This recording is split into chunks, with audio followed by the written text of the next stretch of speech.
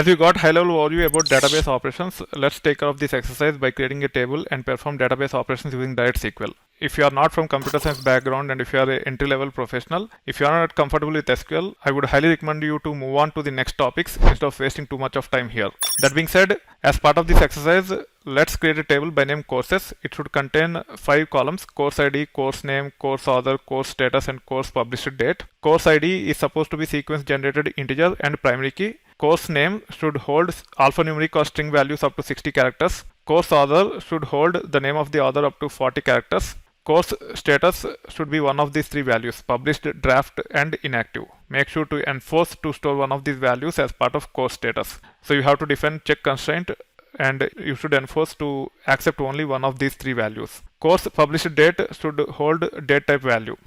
Insert these courses using the data provided. Make sure ID is system generated. And course published date should be null for those courses which are in draft mode.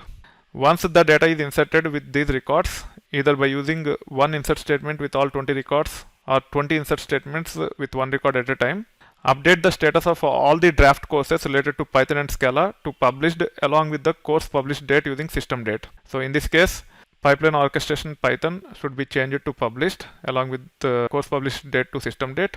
Similarly, data engineering using Scala should be set to published along with the course published date to system date. Then delete all the courses which are neither in draft mode or nor published. So once the update is done, make sure you delete all the inactive courses such as web application Scala Play, web application Python Flask, programming using Java.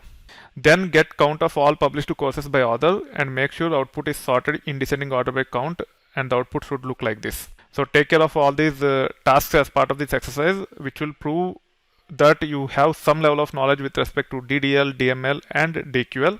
It is very important to take care of this exercise to prove the level of knowledge you have with respect to the SQL. This is just a beginning and a very simple exercise. As we get into database programming at a later point in time, we will see a lot more complex tasks along with the exercises.